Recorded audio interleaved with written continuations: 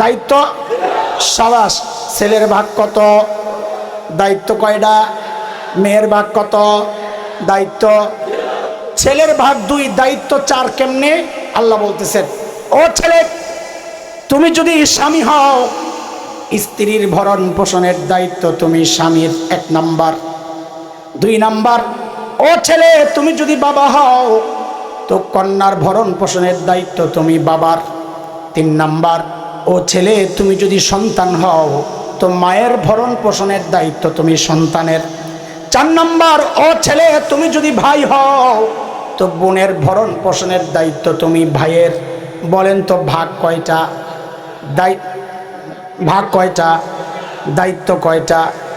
তার মানে দায়িত্ব 4টা। মানে এই 2 কেন দেওয়া হয়েছে? 4 গ্রুপের খরচপাতি করার জন্যে, বাজার করার জন্যে। আরও সহজে আপনারা বলেন 2 ভাগ কত?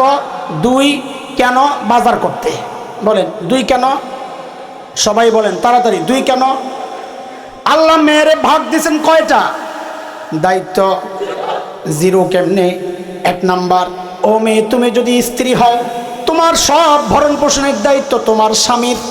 2 নাম্বার, ও মেয়ে, তুমি যদি কন্যা হও তো তোমার ভরণ পোষণের দায়িত্ব তোমার বাবার। 3 নাম্বার, ও মেয়ে, তুমি যদি মা হও তো তোমার ভরণ পোষণের দায়িত্ব তোমার সন্তানের। 4 নাম্বার, ও মেয়ে, তুমি যদি বোন হও তো তোমার ভরণ পোষণের দায়িত্ব তোমার ভাইয়ের। বলেন তো ভাগ কয়টা? দায়িত্ব আরো জোরে, আরো জোরে। দায়িত্ব নাই, দায়িত্ব নাই। তো দায়িত্ব নাই, ভাগ কেন? বলে মজা খাইতে। বলেন না কি জন্যে? বলেন কি জন্যে? এইবার 2টারে একসাথে মিলাইয়া বলেন 2 কেন বাজার করতে? বলেন 2 কেন? 2 কেন? 1 কেন? মজা খাইতে। বলেন 2 কেন? বাজার করতে। 1 কেন? এখন এই মজা খাওয়া গ্রুপ যদি বলে আমারও বাজারওয়ালার মতো সমান সমান দেওয়া লাগবে, তো এই দাবিটা ওই হুজুরের ছোট্ট বাচ্চার পাগলামি দাবির মধ্যে আর কোনো পার্থক্য আছে? বলেন আছে? এই পাগলামি ওরা সমান অধিকারের নামে আমাদেরকে গেলাতে চায়। আমরা গিলতে রাজি না ইনশাআল্লাহ। ইসলাম ধরেছি, ইসলাম নিয়ে থাকতে চাই। রাজি আছি তো ইনশাআল্লাহ? আল্লাহ কবুল করেন, আল্লাহ এ দেশ ও জাতিকে কবুল করেন, আমিন। আমাদের ঈমান আমলের হেফাজত করেন। একটু তাড়াতাড়ি বলেন তো গেল কয়টা? কয়টা গেল? আরো 2টা গেছে। 1 নাম্বার বিনা হিসাবে, আরেক নাম্বার বিনা হিসাবে। আমরা বিনা হিসাবে জান্নাতে যেতে চাই, আল্লাহ কবুল করেন। আমরা বিনা হিসাবে জাহান্নামে যেতে চাই না, আল্লাহ হেফাজত করেন, আমিন বলেন। আর রয়েছে কয় গ্রুপ? নেকির পাল্লা ভারী হইলে জান্নাতি, তাই না? গুনার পাল্লা ভারী হইলে। এখন এতক্ষণ কি বুঝছেন? একটা পরীক্ষা লোক, পরীক্ষা করে শেষ করে দেবো। ওই 2টার মধ্যেই পরীক্ষা, দেখা যাবে কি বুঝছেন। বুঝে শুনে জবাব দিয়েন, হুজুরকে তালে তালে জবাব দিয়েন না।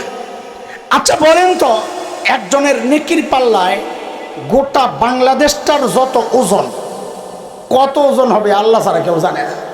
কত লক্ষ কোটি ট্রিলিয়ন টন হবে আল্লাহ জানে। এত পরিমাণ নেকি তার নেকির পাল্লায়। বুঝে শুনে জবাব দেন তো, এইবার পাল্লা ভারী না হালকা? জোরে কন, আরো জোরে। পরে আবার আমি বাকিটা করার পর আবার জোলেখার মতো পল্টি বাইরেন না, আগে কয়ে রাখি। ভারী কইছেন না? তো এইবার শোনেন, গুনার পাল্লায় গুণা আছে ভারত সমান ওজনের গুণা। কোন তো ভারী না হালকা? আগে কি কইলেন? আগে কি কইছে? এখন কোন আবার হালকা? কি ঘটনা? কি কথা না শুনলেই অর্ধেক জবাব দিয়ে লাই। আরে পাল্লা তো 2টা, 1 পাল্লায় দেওয়ার লগে আপনি ভারী কেমনে কইলেন? বলে হুজুর পাশের পাল্লায় কি দিছে আগে কয়ালো না, এরপরে কমো ভারী না হালকা, ওইটা না কইবেন। কথা ঠিক কিনা? এইবার বুঝে শুনে জবাব দেন। নেকির পাল্লায় নেকি আছে 1 কেজি। কত? 1 কেজি, 1 কেজি। এইবার কোন তো নেকির পাল্লা ভারী না হালকা? মাশাআল্লাহ, তাল ঠিক আছে। বলে হুজুর পাশের পাল্লায় কি আছে আগে বলল? বলে পাশের পাল্লায় গুনাহ আছে আধা কেজি। কত? এইবার বলেন তো নেকির পাল্লা ভারী না হালকা? আল্লাহু আকবার বলেন না। আরে দোস্ত, সারা বাংলাদেশ সমান নেকি দিয়াও পাল্লা ভারী করা যায় নাই, অথচ 1 কেজি নেকি দিয়াই পাল্লা ভারী। কেন? কারণ ভারী না হালকা এটা নেকি দিয়া নির্ধারণ হয় না, ওইটা নির্ধারণ হয় গুনার পাল্লা দিয়া।